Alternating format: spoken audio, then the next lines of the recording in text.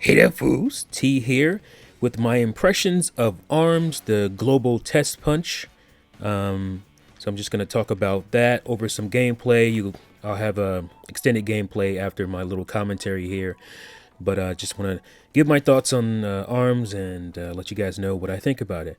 I really love this game. It's pretty damn cool. Like, I was very excited when I first saw it during the I guess the Switch event in January, where they revealed everything and they had the little press conference thing. And I initially liked it because I was very happy that motion controls were going to be a thing on the Switch again. And when they showed ARMS, it very much reminded me of Wii Boxing, and I was very excited for that. And over time, the excitement kind of quells a little bit. You start thinking about stuff. It's like, okay, well, I really like Wii Boxing, but Wii Boxing also had some issues. Like, it wasn't very intuitive all the time. Like, it worked, I want to say like 70% of the time, but when you're in an intense battle, you want it to work 100% of the time, obviously, when you're playing the game. So I started to worry a little bit about that, and worry about how much depth would actually be in the fighting and all that stuff, because there wasn't a whole lot of depth in Wii Boxing. You could block and you can dodge and all that stuff, and all that stuff was fun, but after that, it wasn't really that deep. And so those are my apprehensions. But I really always loved the character designs in ARMS. Looks really cool. Like I said, it reminded me of a mix between the Overwatch game and Splatoon. I haven't gotten into Overwatch. I haven't played the game yet, but I always really liked the art design in it. And obviously Splatoon, I love that game. So those were two combinations that I really liked.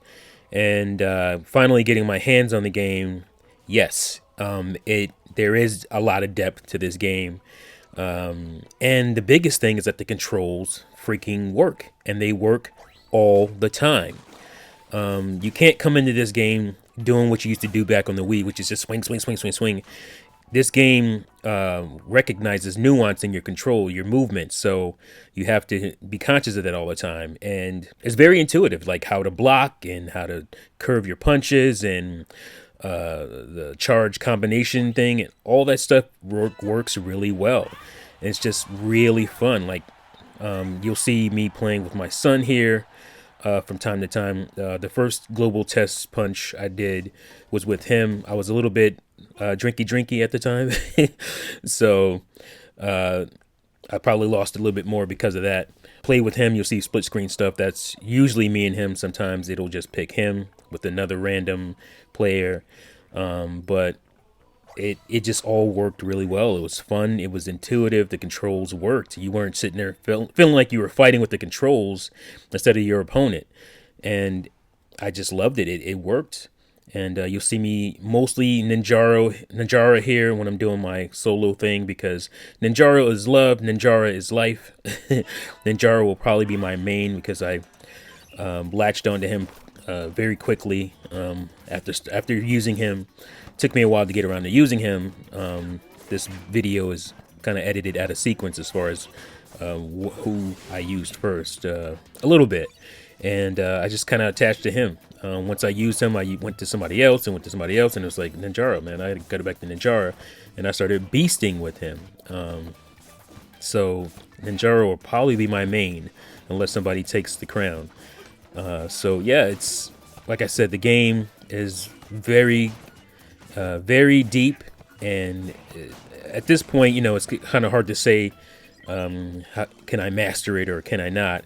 At this point, it just feels like it's easy to get into, not as easy to master, but that might change once I get my hands on the full game, and really be able to dig into it. Very excited for this game. Definitely a day one pickup for me, and me and my son were having a blast, like I said, when we did the co-op with each other, fighting other people. It gets really frantic. It took me a minute to realize that you have to press the A button to change perspective on the person, or not perspective, but change your focus on the player you want to fight in, like the free-for-alls or the 2-on-2s. Because I was really frustrated before realizing that you could do that, because you'd be standing next to somebody and they'll be pummeling you, and you don't know how to, like, turn to them, and it's pressing the A button. And so it took me a minute to realize that. I'm sure it was in the tutorial, just probably skipped over it. But very cool. Love this game. Very excited for it. I think I'm gonna be pretty good at this one. So, especially since I love motion controls. So I didn't try the standard controls. That's one thing, but I don't really care to. This game was built for motion, and that's what I'm gonna play. Not biased against anybody who wants to do that, but for me, it's going to be motion control. Similar to Splatoon, where I love using gyro for aiming and stuff, and won't go back or won't go to analog for that at all. And some of you guys have probably asked, oh, why didn't I use the charge combo or whatever? That's just a strategy I do. Like I said that when I first started Splatoon, and I showed gameplay of me playing that game. People were like, why aren't you using the special weapon? Like it'll charge up, and I didn't use it. And people will ask me, why didn't I use the charge combo or whatever in this footage? That's just a thing that I do to kind of test myself and push myself. Like I try to stay away from the like the big power move or whatever when I initially first play a game, because I want to get really good at just the mechanics of it, and it's just a way of challenging myself to not do the big heavy power move or whatever. And that's why you don't see me use it. I don't know if I use it at all. I might have used it once, but I usually try to stay away from the extra combo move, the special moves, and all that kind of stuff when I first start a fighting game, or a kind of team-based game, because I want to challenge myself to get better at that other stuff, and then that would be a bonus, and then I'll be really good. At least that's my theory. I don't know if it ever works all the time, but yeah. So that's what you're wondering why. That's why I do that. I also usually stay away from like the big, strong characters, because they're always slow in fighting games, especially. I think that works as far as shooting games as well. But fighting games, the big guy is powerful, but he's slow, and I like to move, man. I like to get my move on instead of just stand there and be like cannon fodder for somebody and a big moving target. I like to jump around, and so I'll stick to like the female characters who are usually fast. And the small fast characters, even though they're not as strong, because I like moving. So anyway, yeah, that's it for my commentary here. Enjoyed the gameplay footage throughout, and yeah, loving this game. Can't wait till it comes out, and looking forward to the next test fire where we'll get to do some basketball slam dunking of your opponents. We haven't been able to do that yet. It's all been volleyball. And yeah, just real quick about volleyball. I didn't like it at first. I started to figure it out again, and I like it now. There's still some nuances I need to figure out, like spiking. I haven't really done that. I think I've done it once, and it was probably by accident. So I just got to figure that stuff out, and I think I'll like it more, because it is more. You have more control over it than the basketball game, as far as I know, the dunking game. So I definitely will like to get into it more and give it more of a shot. So even the stuff that I didn't like, I figured out and I liked a lot better. So yeah, that's it for this. My commentary anyway. Stay tuned and keep watching the gameplay. Ninjara Beasting. So yep, that's it, and I'll talk to you guys later. Peace.